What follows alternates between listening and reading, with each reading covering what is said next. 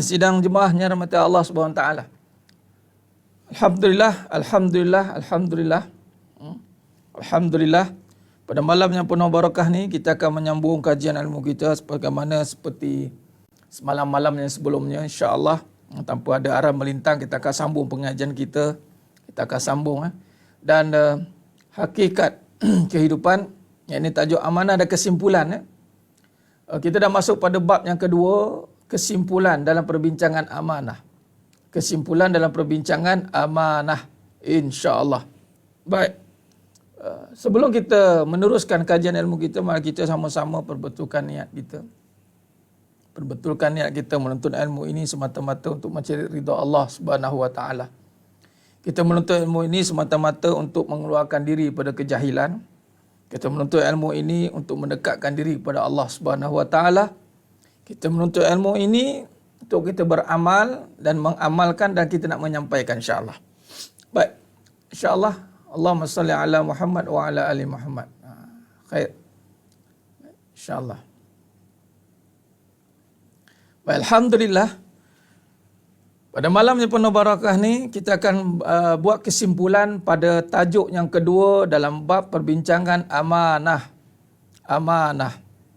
Bila sebut tentang amanah, dia termasuk dalam antara ciri-ciri golongan munafik. Apa dia? Apabila diberi amanah, dia khianati.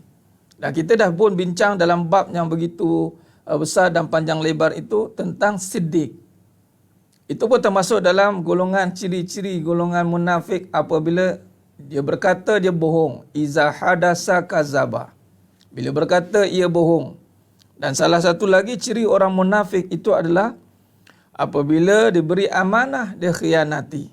Apabila diberi amanah, dia khianati. Jadi sedang jemaah mata Allah SWT, begitu pentingnya pengajian kita pada malam ini dan pengajian hakikat kehidupan ini, kerana kita nak keluarkan diri kita daripada sifat munafik. Kerana munafik ini sifatnya lebih jauh dalam daripada kafir sebenarnya. Kerana munafik ini dia berpura-pura bertindak sebagai orang Islam, tetapi di belakangnya dia berpaling daripada kebenaran. Jadi sidang jemaah mata Allah Subhanahu wa taala, apabila kita tidak menghayati, memperhalusi sifat wajib bagi Nabi sallallahu alaihi wasallam dalam kehidupan kita ini, bagaimana mungkin kita nak mendalami sifat amanah itu? Bagaimana mungkin kita nak mendalami sifat yang benar itu, siddiq, kalau kita tidak membina kehidupan ini dengan melalui sifat wajib bagi Nabi sallallahu alaihi wasallam. Jadi hari ini kalau kita lihat kehidupan kita ini, jangan kita suka-suka kita duk bangunkan dia. Hidup aku, ikut akulah. Tiada ikut aku. Hidup ini Allah yang punya. Kehidupan ini hakikatnya itu bersandarkan kepada yang maha menghidupkan. Kehidupan ini bersandarkan kepada yang maha menghidupkan. Yang mana asal kita ini sebelum ini kita mati. Allah berfirman dalam surah Al-Baqarah ayat 28. Kaifa takfuruna billahi wa kuntum amwatan fa ahyakum. Bagaimana kamu boleh kufur dengan aku sedangkan kamu dulu mati? Dan memang sifat kita ni mati. Sifat Allah Ta'ala itulah yang maha hidup dan yang maha kekal. Jadi bila kata Allah menghidupkan kita atas muka bumi ini, bukanlah hidup kita ini suka-suka. Rabbana ma khalaqta hadza batila subhanaka faqina azabannar. Tidak ada satu pun yang Allah jadikan itu sia-sia ataupun suka-suka.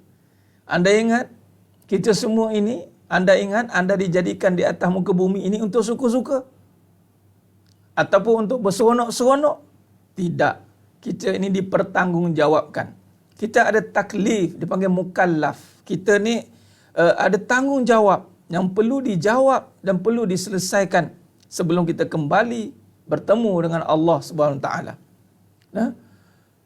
Allah sambung lagi dalam surah Al-Baqarah tadi ayat 28. Kaifa takfuruna billahi wa kuntum amwatan fa ahyakum summa yumitukum summa yuhyikum summa ilaihi turja'un summa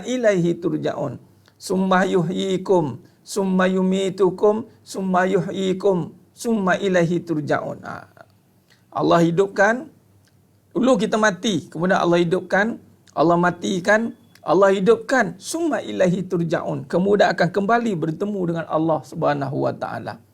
Bertemunya kita dengan Allah Subhanahu wa taala ini, Allah nak tengok dalam surah Al-Mulk, Allah berfirman, Alladzi khalaqal mauta wal hayata liyabluwakum ayyukum ahsanu amala. Allah hidupkan kita ni, Allah jadikan tujuan hidup untuk mati. Kalau orang tanya apa, tujuan hidup ni untuk apa ustaz?